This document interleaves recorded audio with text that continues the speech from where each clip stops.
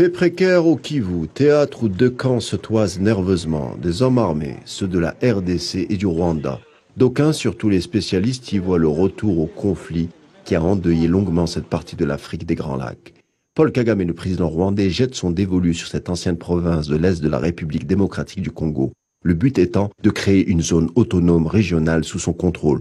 Surtout, le Kivu a toujours suscité la convoitise de Kigali, et ce depuis la fin de la guerre du Rwanda en 1994, qui s'est concrétisée par la victoire de l'armée patriotique rwandaise de Paul Kagame sur les forces armées rwandaises du pouvoir Hutu. Depuis, les conflits régionaux ne se sont jamais estompés pour se déporter vers cette région du Kivu.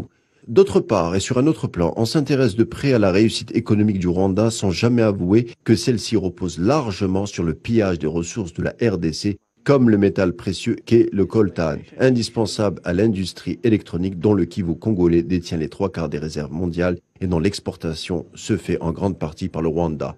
Selon l'ONU, Kigali constituerait d'ailleurs la plaque tournante du commerce illicite des métaux rares et des pierres précieuses en provenance du Congo. Rwanda, pays champion du pillage, mais aussi exportateur de minerais qu'il ne produit pas. En 2019, dû à un trafic, le pays a vendu pour la bagatelle de 60 millions de dollars via des sociétés écrans portant le label Rwanda. En plus du coltan, il y a l'or, les diamants et autres minerais rares, sans parler du pétrole dans la région du Rutshuru, prolongement de celui du bassin du lac Albert. Un tout qui fait que le Rwanda ne peut pas se retirer d'une zone riche en sous-sol. Si jamais Kinshasa reprenait le contrôle du Kivu, les gros acheteurs des productions minières ne seraient plus les Anglo-Américains de Kigali, mais les Chinois.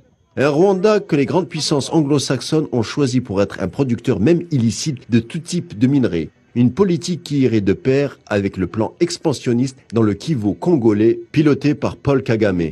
Des grosses unités de production et autres raffineries du coltan à Kigali, ce qui en ferait un acteur mondial essentiel pour la fourniture de ce minerai stratégique. Une politique expansionniste de Kigali reposant sur des relais comme le mouvement des M23 avec aide militaire et des régiments d'hommes. C'est en jouant sur le crédit du génocide